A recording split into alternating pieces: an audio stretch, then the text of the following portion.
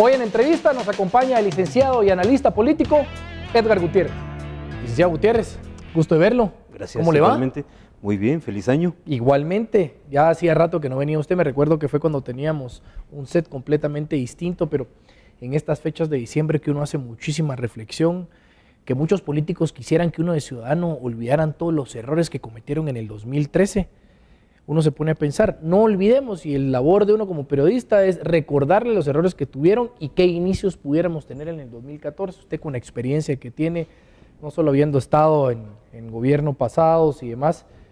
¿Cómo vemos el 2014, Lic? Porque, digo, usted ve el informe del presidente y probablemente va a estar lleno de porcentajes, de índices y mucho lenguaje técnico que yo diría que en un 60% de la población no lo entiende y que los resultados solo los respaldan ellos, por supuesto.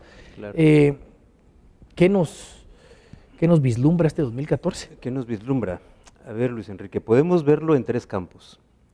El campo de la economía, pero siempre vinculado con lo social, porque aquí hay la costumbre de los economistas de decir la economía va bien, los datos macroeconómicos fabulosos, pero a la gente le va mal. Claro. Entonces no tiene sentido, si la economía no está al servicio de la gente, no tiene sentido la economía. En términos de la economía, yo diría vamos a tener un año muy similar al 2013, un crecimiento parecido y también poco empleo. Poco empleo porque no hay inversión, y no estoy hablando de las grandes inversiones de las que normalmente hablan los empresarios, estoy hablando de pequeñas inversiones que son las que en realidad generan el empleo. ¿Y por qué no hay inversión? Porque el dinero está muy caro, las tasas de interés son muy elevadas, entonces ahogan al inversionista, al emprendedor, en los primeros años cuando ellos tienen que invertir capital de trabajo, etcétera. En ese campo entonces vamos a seguir dependiendo de las remesas familiares, que es lo que hace que casi una cuarta parte de los hogares guatemaltecos puedan salir medio a flote. Entonces, en el campo, yo diría, económico-social, no hay muy buenas noticias, en tanto que la gente va a seguir sufriendo falta de empleo, la gente va a seguir con problemas para adquirir la canasta básica, porque los precios siguen elevándose. Claro. Y aquí viene esta sí es una falla de gobierno, porque hay condiciones, el gobierno tiene instrumentos para estabilizar precios, sobre todo precios de canasta básica, ¿verdad? Los granos básicos, la carne, o lo que sirve para preparar los alimentos, el gas. Entonces, esto lo que nos anuncia son mayores problemas sociales, malestar de la población, incremento probablemente de la delincuencia común, no estoy hablando de crimen sofisticado. Eso allí, y con pocas ideas y con pocas iniciativas, diría yo, como para poder arreglar el asunto. Un instrumento que podría tener el gobierno, pero es un instrumento de doble filo, y es ir deslizando el tipo de cambio a lo largo del año, de manera que las remesas rindan un poco más y de manera que las exportaciones también permitan, sobre todo ahora con los precios bajos del café y del cardamomo, permitan tener una capacidad, digamos, de reinversión de los exportadores. Pero la contraparte es que suben los productos importados, ¿verdad? Entonces puede haber ese problemilla. ¿Qué hacemos con la seguridad, Lic? Porque digo, lo que pasa es que la gente dice es que ustedes solo se fijan en los problemas, dice, pero bueno, o sea, los candidatos utilizan como bandera muchísimos mensajes para llegarle a la población. Yo a veces digo, preferible hubiera sido que sean honestos porque así la gente no puede esperar más de lo que ellos pueden cumplir. Sí. Esa es una realidad. Sí. Ellos venían con el tema de la seguridad. El tema de la seguridad es un hecho. Por algo el presidente en su informe menciona que el 2014 va a ser el año de la seguridad. O sea, si ya nosotros escuchamos por parte del presidente, incluso si es que no estoy equivocado, de que están buscando, de que el Partido Patriota busque la reelección, o sea, entonces estamos pensando que él tiene 6 meses más para resolver los problemas, porque después tenemos poco tiempo para que él resuelva los problemas y lo que va a hacer el partido es, primero Dios, no, es enfocarse en una campaña anticipada, ¿verdad?, con la fuerza del gobierno para volverse a reelegir. Entonces bueno, digo, ¿qué nos espera? Los funcionarios de gobierno que quieran participar en el evento electoral van a tener que renunciar en octubre, ¿verdad? Ese es el plazo mínimo para poder inscribirse. Entonces tienen 10 meses para efectos prácticos. Tienen este año. Ahora, ¿qué ha pasado en seguridad? Es la materia pendiente del gobierno, pero la gente, y esto lo muestran las encuestas, la gente está diciendo, donde más nos aprieta el zapato es en precios y empleo. Esto de mano dura ya no le creemos, y si no resuelve, si no hay una visión integral del problema de seguridad, solo sacando policías a la calle no se va a resolver. Este año el Ministerio de Gobernación, a como dé lugar, debe poner en funcionamiento la Dirección de Crimen contra el Crimen, la Dirección de Investigación Criminal, que es la policía técnica, que es la única respuesta que puede tener un Estado para disminuir los homicidios. Entonces, lo que han hecho, yo diría que está como a la mitad del camino. Tienen que consolidar algunos asuntos, depurar, profesionalizar, crear la Dirección de Investigación Técnica y disminuir, y que esto se refleje entonces en una disminución, en una sensación de seguridad que la gente no tiene. ¿Y qué lectura hace usted del problema que surge entre el binomio presidencial y el tema de la prensa? Usted sabe que, más que yo por supuesto, que en Latinoamérica han existido estos problemas. Constantemente existen gobernantes o personas que quieren permanecer en el poder, que probablemente este no es el caso, que coercionan a la prensa, tratan de limitarla, y pues, aquí se ha visto un caso muy sonado que de alguna forma afecta a la prensa en general. ¿Qué lectura hace usted? Porque digo, ¿qué ganan ellos entrando en esta disputa? ¿Qué lectura hace usted como político, como asesor, qué piensa? Mire, y eso durante repetidas jornadas lo conversamos con el presidente Portillo cuando yo estuve en la Secretaría de Análisis Estratégico y en la Cancillería incluso. Cualquier gobierno, sobre todo aquí en este país, donde los gobiernos tienen tan poca credibilidad, cualquier gobierno que emprende una batalla contra la prensa, anticipadamente la tiene perdida. Yo le puedo dar el pronóstico, doble contra sencillo, que los gobiernos siempre van a perder, porque siempre ha ocurrido así. Claro, ha habido gobiernos, el gobierno de Álvaro Arzú asfixió a la vieja revista Crónica, cortando la pauta publicitaria.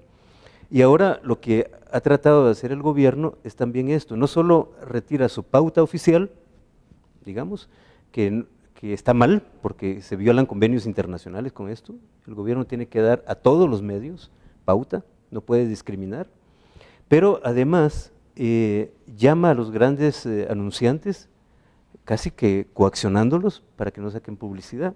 Es la manera de sofocar a un medio, no por la vía de la represión directa, sino por la vía económica, ¿verdad? Como no se logró eso, entonces ahora vienen demandas judiciales totalmente desorientadas, fuera de lugar. El presidente, la vicepresidenta, si se sentían ofendidos o vieron motivos para poner un alto, para ordenar la prensa o qué sé yo, pudieron haber ido, como hasta de último lo han hecho, a un tribunal de imprenta, ¿verdad? Pero una demanda penal del tipo que se puso no tiene sentido. Solo más desgaste trae, ¿verdad? Absolutamente. Lic, una última cosa que quiero preguntarle.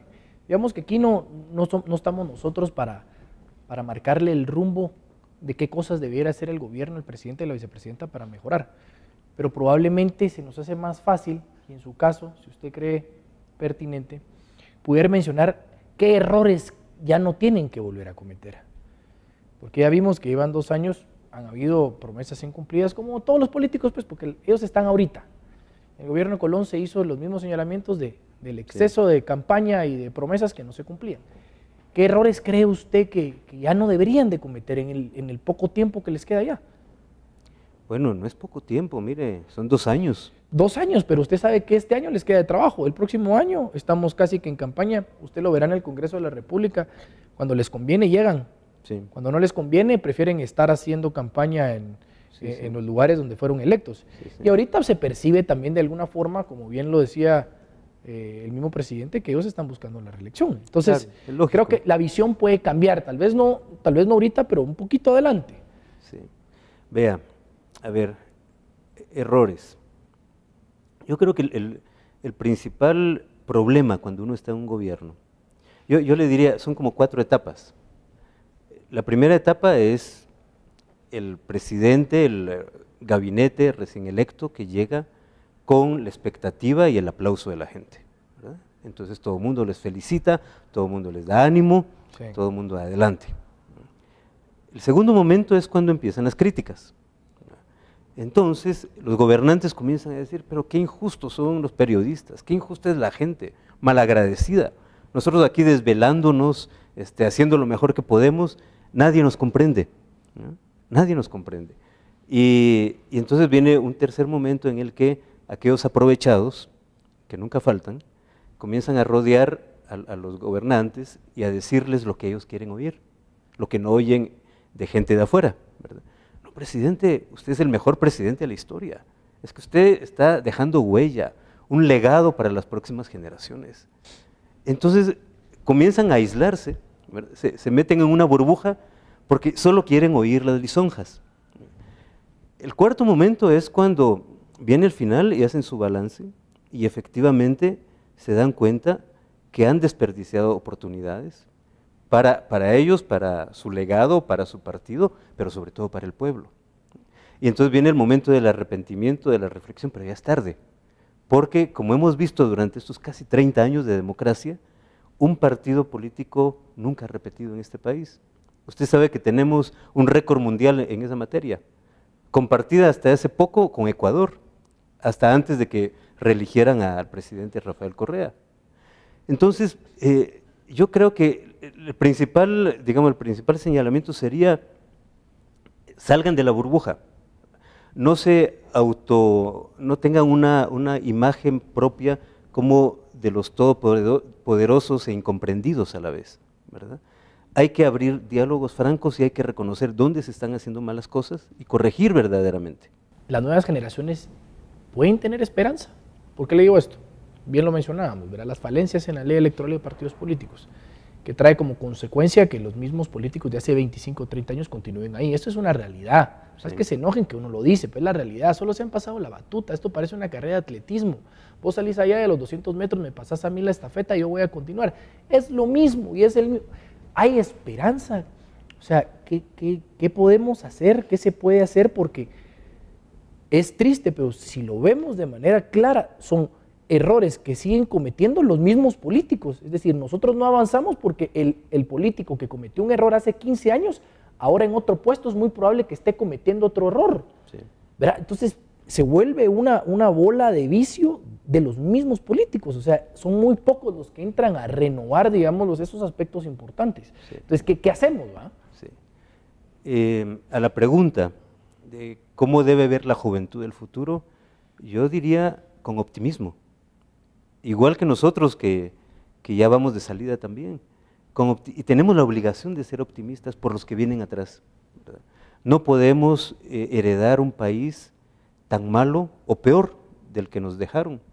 Es una obligación, es un deber ciudadano hacerlo. No hay que desanimarse, diría yo. Yo tengo confianza que está surgiendo en el país una nueva clase media. Yo siempre confío en la clase media como portadora de transformaciones. Esa nueva clase media joven, donde hay muchas mujeres, donde hay muchos indígenas, está tocando a la puerta. Si el sistema, si los políticos actuales, si los que manejan el poder ahora no abren la puerta, se las van a tirar, van a hacer 3 llamados y si no abren se las van a tirar. Pero el cambio viene, porque si los jóvenes de clase media se desaniman y siguen abandonando el país, como lo han hecho, entonces sí nos hundimos. Pues que Dios lo oiga, Lic. La verdad que hay que mantener la fe de que las cosas pueden cambiar y muchísimo optimismo. Lic, le agradezco mucho. Seguimos dándole seguimiento a sus columnas y demás. Muchas gracias. Y primero Dios, algo de lo que hemos platicado aquí, vislumbrando tener un mejor futuro, se va a lograr. Sí. Y la suerte a los gobernantes, ¿verdad usted? Porque claro, aquí ellos creen que uno de periodista le agarra una hazaña personal contra ellos, y no, lo que pasa es que ellos tienen que entender que están al servicio del pueblo. Mire, que por jerarquía constitucional hay respeto, pero no significa que uno no le puede señalar cuáles son sus errores. Pues esa es la libertad en la democracia, poder decir las cosas, ¿verdad? Porque es la única manera de corregir. Si no, uno cree que uno va a cegatón creyendo que está haciendo las cosas bien y no. Y que lo hicieron todo bien. Lic, muchísimas gracias. Al contrario. Se le agradezco mucho. Al contrario, gracias. ¿Y está impartiendo clases usted o no? No, seminarios doy.